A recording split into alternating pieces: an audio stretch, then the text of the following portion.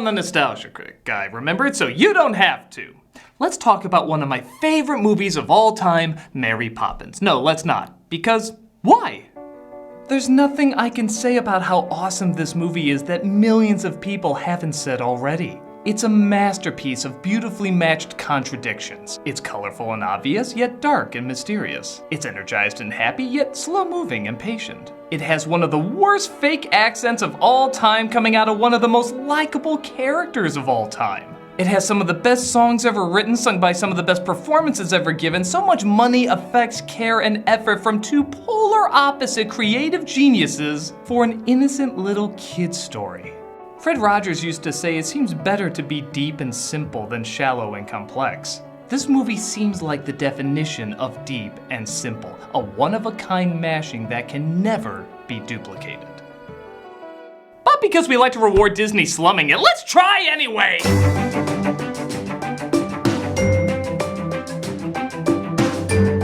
Mary Poppins Returns is the latest in a long line of unnecessary Disney sequel/reboots. You might be wondering, well, which one is it, sequel or reboot? Fear not, it sucks at both. Made 54 years after the original premiered, this was an attempt to recapture the magic and fresh ideas of the timeless classic. I guess it's not a complete loss of an idea. After all, there were more Mary Poppins books. There was even a hit Disney Broadway musical that had the author, P.L. Travers, overseeing the production.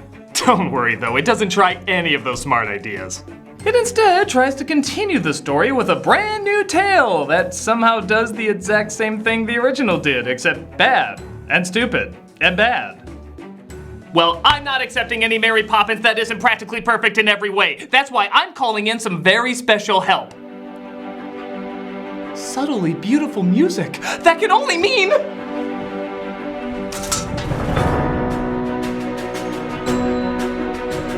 It's Mary Poppins! The original Mary Poppins!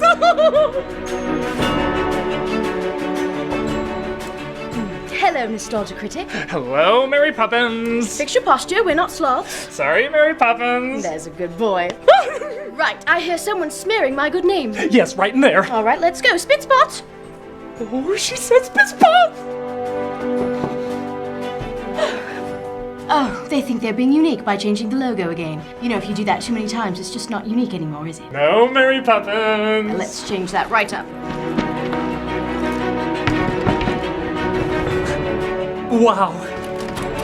First, we'll put the logo back to the way it originally was. You don't have to rely on cheap gimmicks when you're actually good. Or practically perfect in every way. Quiet now. Yeah, cool. Now, what's this?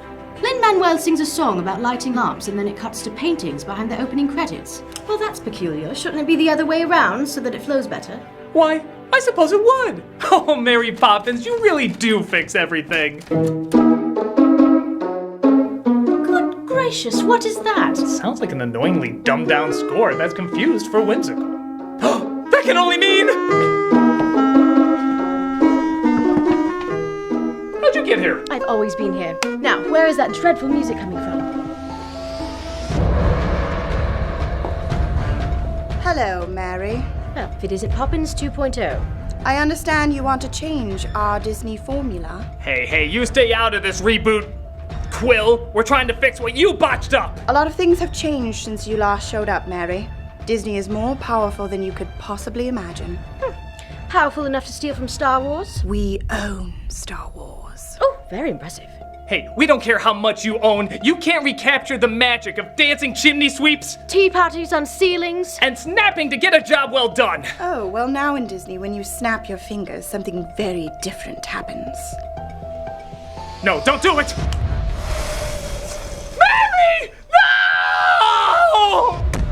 Well, she was practically boring in every way. She was a timeless treasure! Oh, please. She was from the 60s. Children have no interest in seeing anything from an age with no cell phones. She needs an update.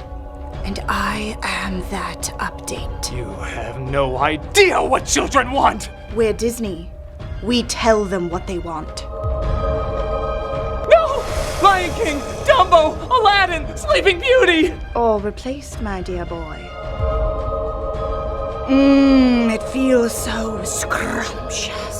You can't just erase these timeless classics like they never existed! I already have.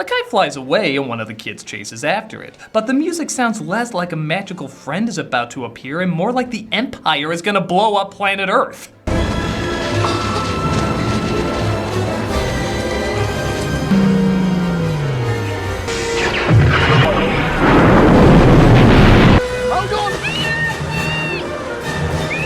Kite-eating tree, you will have no more child skeletons in your branches!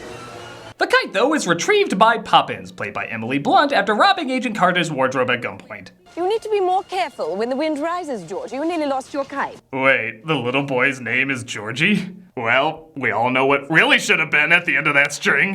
Hiya, Georgie! I was just your age when we first met, working for a chimney sweep. How is dear old Bird? Traveling the world he is, off to points unknown. He's high, isn't he? Every day. His family is clearly in desperate need of a nanny. Now quick march and best foot forward and I'll thank you not to dawdle. So remember, kids, when two strangers say they're going to force their way into your life and home, it's best just to go with it. Would have hoped I taught you better. Good heavens. Nope, from the other place. As you can tell from this creepy mirror shot. Seriously, just replace it with horror music and it's kind of terrifying.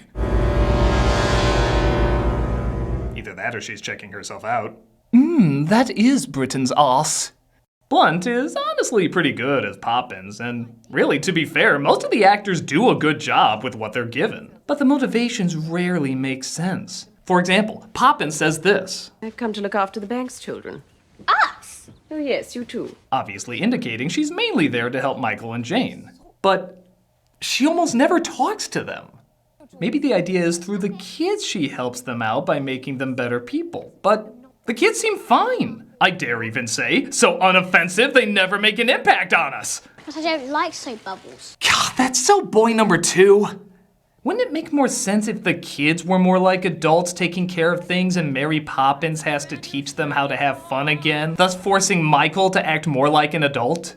I mean, we see a second of something like that starting with the kids calling the plumber and running an errand later, but that's about it. If there are other scenes, they're not properly explored, meaning there isn't enough to give them a proper identity. Or even what should be the main conflict of the film much of an identity. Why not really flesh them out so this makes more sense? Did someone say this film's not practically perfect in every way?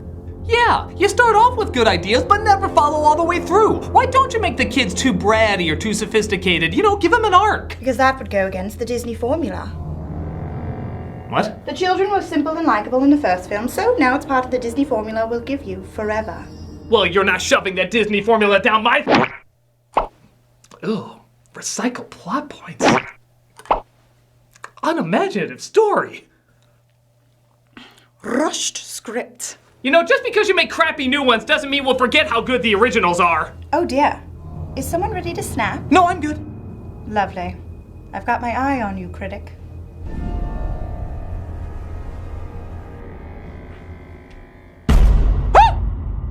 Spit spot.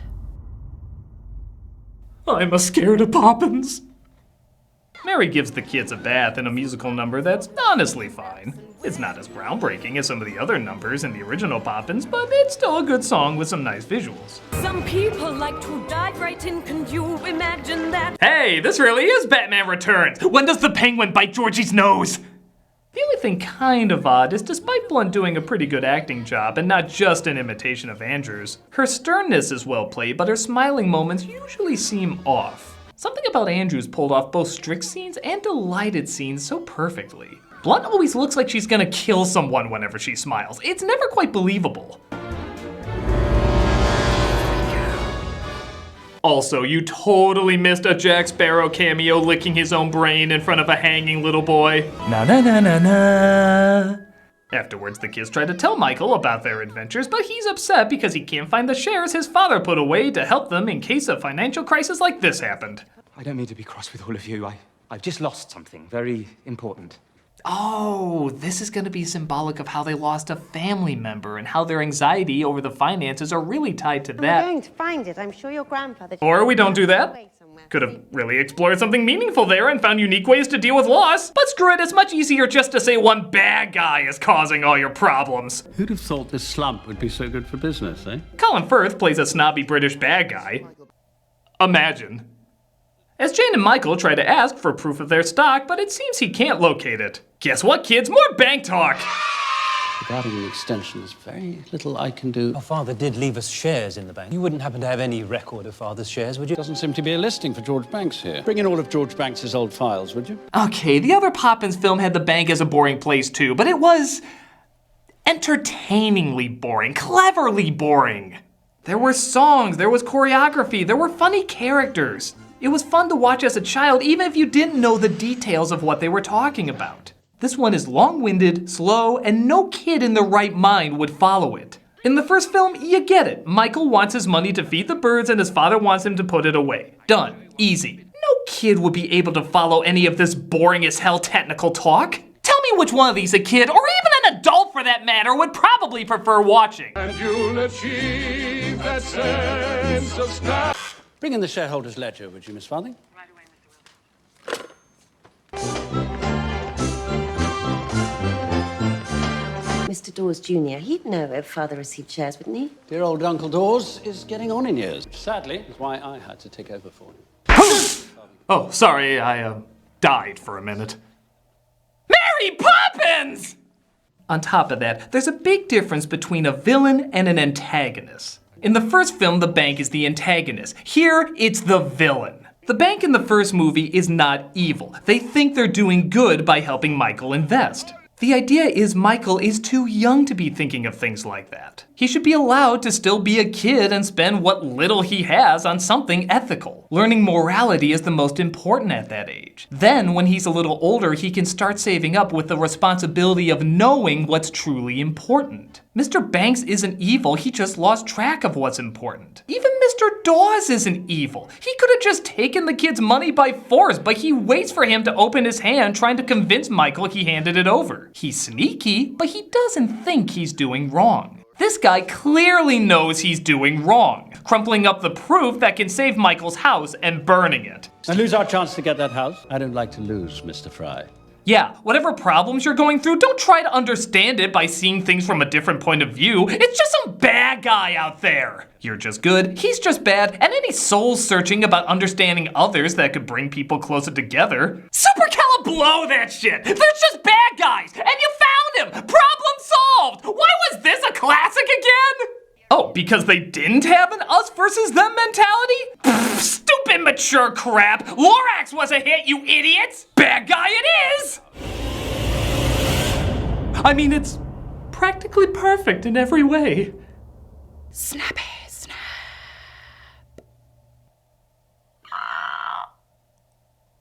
Oh, hello, Jack. Mary Poppins, how are you this fine evening? You know, Bert told me about you. Always friend zoning, right? The kids accidentally break a ceramic bowl that could possibly be sold to get money for the house. Hey, why don't you start by selling those kids robes you don't need? Christ, half the stuff in this mansion could probably pay off 2 houses. Actually, it was all 3 of them. The boat is speaking. It's useless now. Useless as a chocolate teapot. It's a well-known fact ceramic bowls sound like 1920s radio.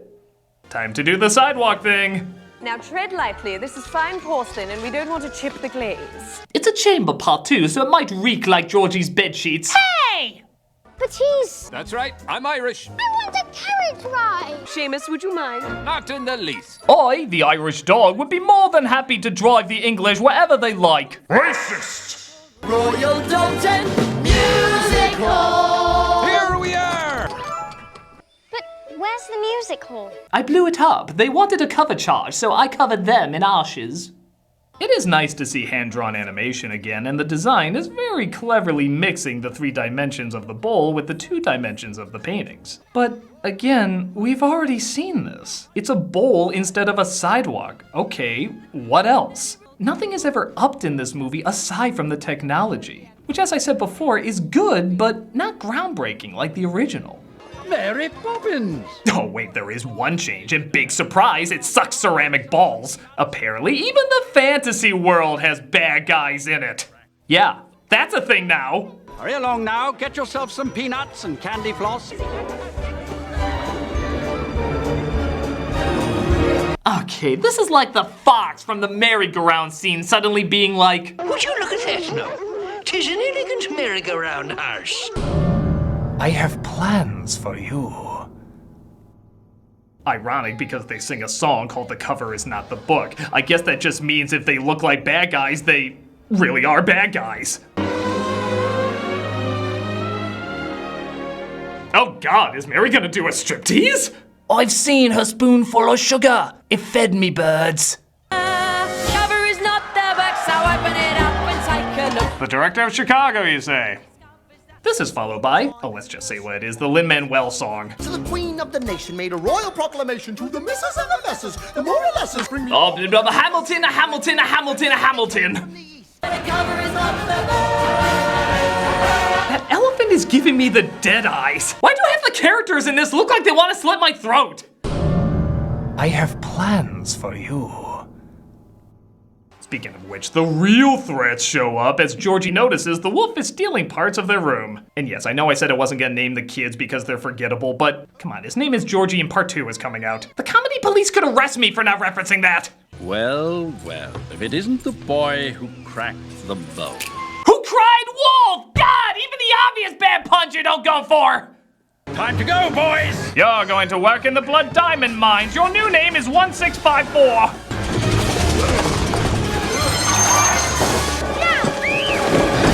Mary Poppins, everybody! Isn't this what you think of when you envision a multi-Academy Award-winning movie? Actually, who knows? Now when I see the Jolly Holidays song Bert sung to Mary, I have to wonder if during that the kids were fighting off vampire penguins. I have to seriously consider that now!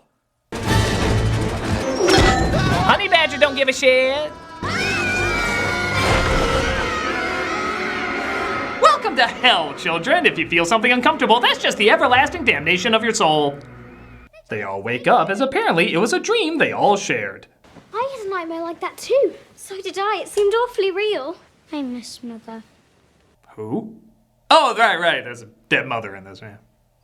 Poppins sings a nice song about remembering their mom, which is definitely needed because I think this is the first time the kids even bring up missing her. And we're halfway through the movie. Would have been nice if there was more focus on both the kids and Michael missing her and trying to bond as a family to get through it. But we need to focus on more important things, like psychotic kidnapping wolves and document burning bankers. You know, relatable stuff. Apologies, but despite your complaints, most critics agree this film is wonderful. What? Impossible. Really? Let's see how this film measures up. 80% on Rotten Tomatoes. Really? Now, let's see how you measure up. Cynical jackass who hates new things. I don't hate new things, I hate lazy things! I wish there was more new things in this, but the stuff that's kept the same is so emotionally empty and the stuff that's added is so unrelatable and cliched. It's not that it's new and smart, it's that it's acting like it's new and smart. Oh, come now. We're the best of both worlds. We're like a Disney reboot and a Disney sequel. Both of those Disney does infamously bad. Millions at the box office doesn't lie. Constant critical praise doesn't lie. But does that mean that gives you an excuse for fast, lazy writing? You forget, Critic. We're Disney. We're perfect in every way. What happened to practically? I snapped it out of existence. Would you like another demonstration? No, I'm good. Very well. Enjoy the rest of what Mary Poppins is now and will forever be.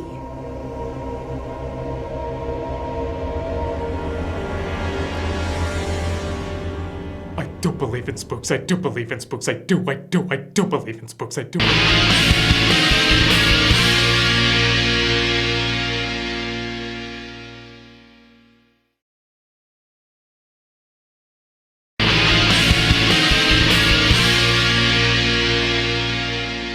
So Poppins and the kids tried to visit someone who can fix the bowl. Jack offers them a ride in a whimsical scene.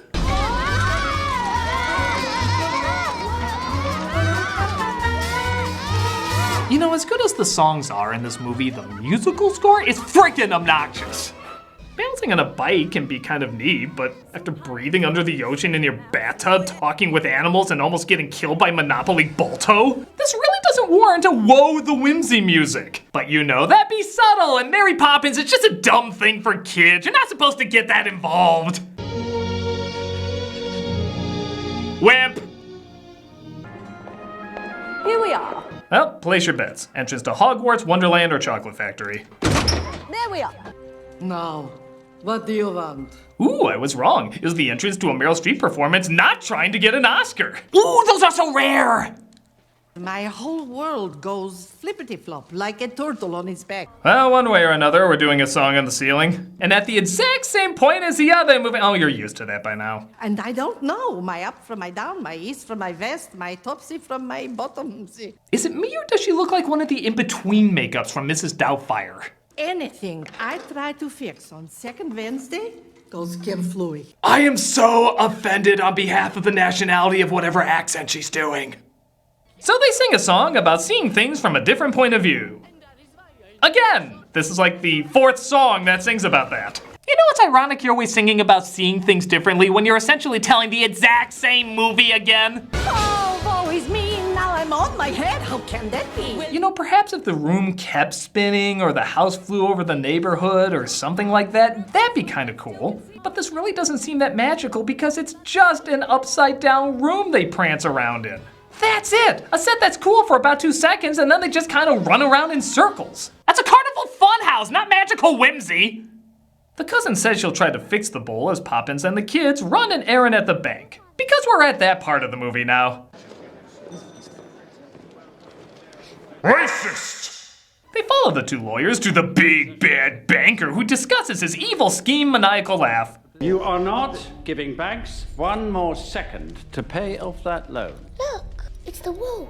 Ah, yes, as the song goes, the cover is not the book unless you had a dream about a cartoon wolf who held a watch a certain way, in which case judge the hell out of that person, because you had a dream about it. It's just facts! Run! Close that door, Miss Farthing! Fool! Stop them. What would he even do if he caught them? Strap them to the bank chair! Your children burst into my office, just seeing if anything could be done about extending your loan, when they came in claiming I was trying to steal your house. I believe they're also communists. Of course, Michael doesn't believe them as the big bad banker subtly threatens them. God, these are such emotional problems we can all identify with.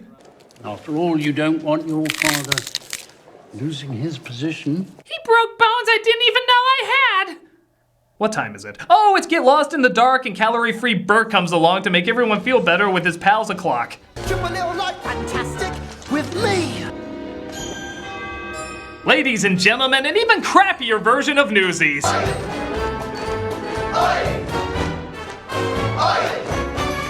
Okay, so if we're supposed to think, oh wow, this is just as magical as the first time they did it, let's really compare the two.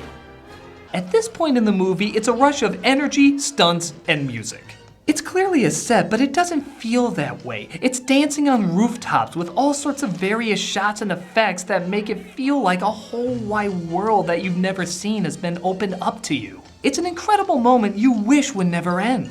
This looks claustrophobic. It looks like a set, and it feels like a set. It's choreographed like a stage show as opposed to a movie, which for something like Chicago is fine, as it's a movie about stage shows. But with Mary Poppins, you want to feel like something grander is being offered. You want step in time to keep going, switching from one cool location to the next. Here, you just feel trapped, like a school that dragged you to a children's play that brought in BMX bikers because the youngins are into that, right? Where in the first one you never wanted it to end, this one you just want it to stop so we can move on to the next scene you're ripping off from the first movie. Oh, the magic. What on earth have you all been? Speaking of which, they find their way home as Michael yells at them for nearly costing him his job. And you, Mary Poppins, I thought you were here to look after these children. It wasn't her doing. It was me. No, it was us. Way to throw Georgie under the bus. Michael has a meltdown talking about, oh, that's right, a dead wife. That's still a thing, right? The kids sing the song Poppins sung to them earlier, once again taking on the parental role, proving there is no arc for them as they were hinting they had the parental role before, and even that they didn't do much of. So I have no idea how any of these characters are supposed to have changed. Oh wait, maybe they spontaneously beat it into me. The whole time I've been looking after them, they've been looking after me. Something so felt by the audience we had to spell it out for you. So I guess Michael learns that the kids were helping him. Did he not think that? Things seem chaotic, but his connection with the kids seemed fine. Is he gonna focus on getting his life more organized? Well, nothing indicates that. He still works the same job and seems like the same person by the end. Mr. Banks in the original learns that being young and full of life is precious and he should let his children live that life while they still can. While the children learn that though he's not perfect, their father works hard and provides for them and they should learn to appreciate and respect that. Everyone here learns that family is good, which they already knew.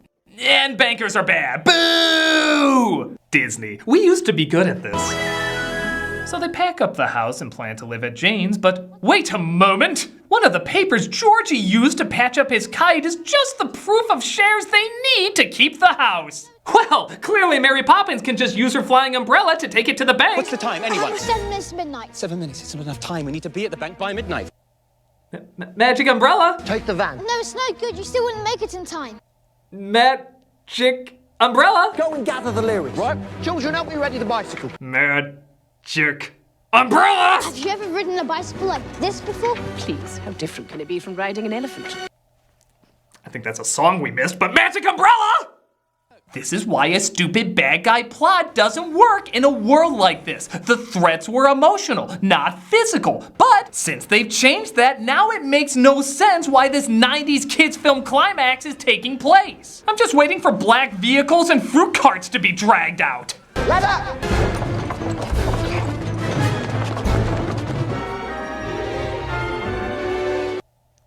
I just wanted to remind you I'm Colin Firth. Back to the climax.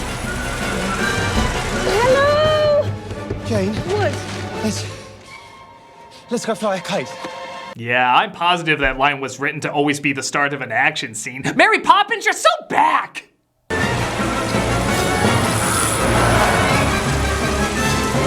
You know, it's funny. The climax of the original film is one of the most emotional things I've ever seen. It's simply a man walking to his job about to lose the majority of how he valued himself. It has no dialogue, no action, no exciting music. It's just a person walking to the end of a major part of his life, thinking about what's most important. That's just kid shit! We need to turn back the clock so the big bad banker can't take away our house! Ooh, look at those bike stunts! Ooh, look at them climb that building! Hurry, hurry, hurry! The big bad evil bank! Wow. Suddenly I'm thinking about what matters most to me. Evaluating this eerie yet peaceful environment I hold dear and I should focus my time towards. Somebody needs to grow up! You need to catapult people into the air, man! The kid's going, yay! And the big bad bank trying to keep Jane and Michael from getting in to save their home! I mean, what's this? Banks looking at where the bird lady used to be? Making him question what's most important, a life of profit or simple pleasures? Suggesting that children watching the film can handle complex emotional ideas? This is why people forget you're a thing. You need the kite to kick open the window so the big bad banker's papers can go flying all over the place. And only at the last minute does Mary Poppins finally help by taking to the air because she has a goddamn flying umbrella. Man, what a bunch of dog shit I've been watching all these years. Mary Poppins Returns, you're the update I've always been waiting for. Disney, I bow to you. No, seriously, go to goddamn hell! So even after all that, it appears— goddamn hell! So even after all that, it appears it's still not enough to save the house, but Mr. Dawes Jr., cleverly casted with Dick Van Dyke, comes in saying he's taking control of the bank back and to leave the house alone. So when life's a real pea souper, you must choose to be a trooper. My accent still sucks, but I can do this even though I'm a million. Bitches got nothing on me! Michael wanted to give his tuppence to a bird lady. He decided to give them to his father. Michael's father gave those tuppence to this bank. Wait, what? And after several quite clever investments, that tuppence has grown into quite a tidy sum. Enough to pay off that loan you took. Ah! I always kind of assumed Mr. Banks gave that money back to Michael. I mean, it is still his money, and he was fired from that job. Got to know he did the exact opposite of what Michael wanted at the time, arguably defeating the entire purpose of the movie. I guess the moral is the bank is evil. Don't devote your life to it. But if other people devote their life to it for you, allowing you to massively profit in the end, that's totally fine. Do you have any idea how to movie? What a beautiful day to be going back home. The only one London's supposed to get this year. We get a genuinely nice song and cameo from Angela Lansbury, presumably meant for Julie Andrews, but she was busy working on Aquaman, which was released the same day. and kicked its ass. Nice! Regardless, it is still a nice scene and a clever send-up to Fly a Kite, because it actually ups the visuals and the ideas, like what the rest of the movie should have been doing. Hiya, Georgie! But is there any redemption for our big bad banker? Nope. Well, nowhere to go but up. Except for you, there's nowhere to go but hell, 'cause you're the villain. We're a kind movie. Poppins, of course, opens up her umbrella and properly exits. I won't forget Mary Poppins. Promise. I can never forget the horrors that I witnessed. I'm Mary Poppins, y'all!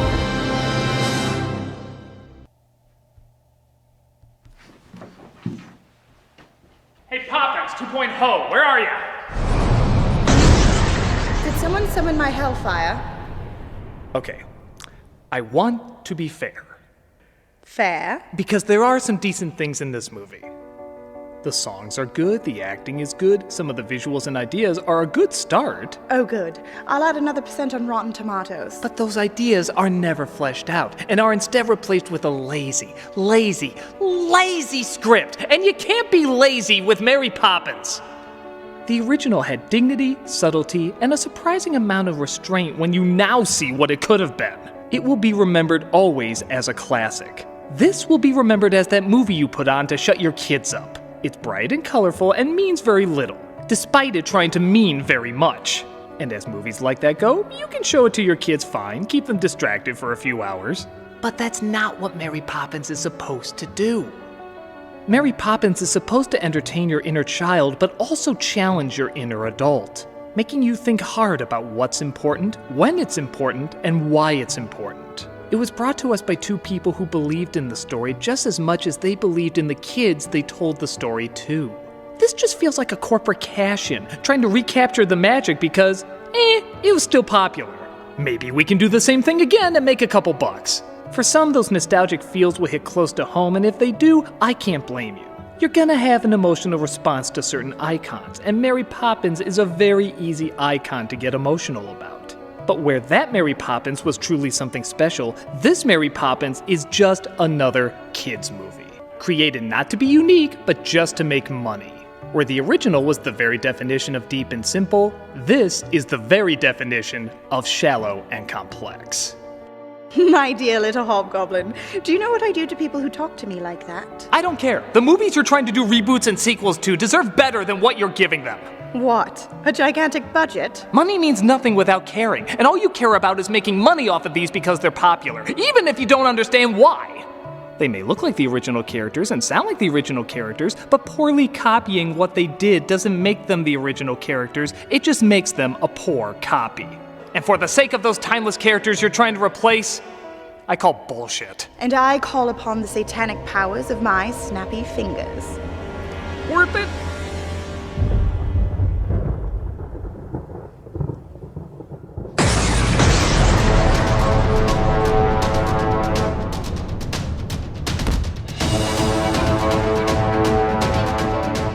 Mary Poppins! The original Mary Poppins! Oh yes, your passion and remembrance brought us all back.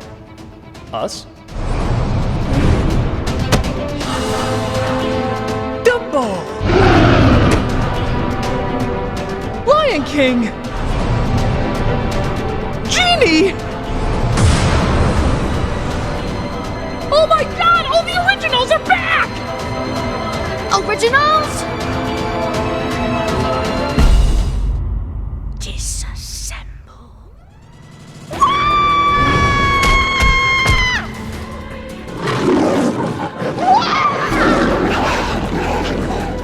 You ain't never felt pain like this.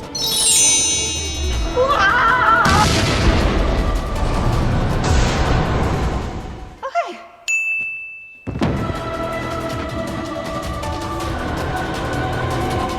Chim chim chiroo, bitch. Oh, bother. Oh my god, thank you all! And because you're such a pain animating, I'm just gonna talk to Mary right now. That's fair. Oh, Mary. Mary. It's so good to have you back. Well, as long as people like you never forget, I'll never truly be gone. So true. Don't agree with me too much. No one likes a suck-up. So true. And don't use that same footage of you giving the same answer. Sorry. But Mary, will you ever truly return? No. But why would you want me to? Wasn't what we already had practically perfect in every way? I suppose so. So long, Mary Poppins. Don't stay away too long now. I just said I'm never coming back! Until we meet again. What a dumbass. Il cielo su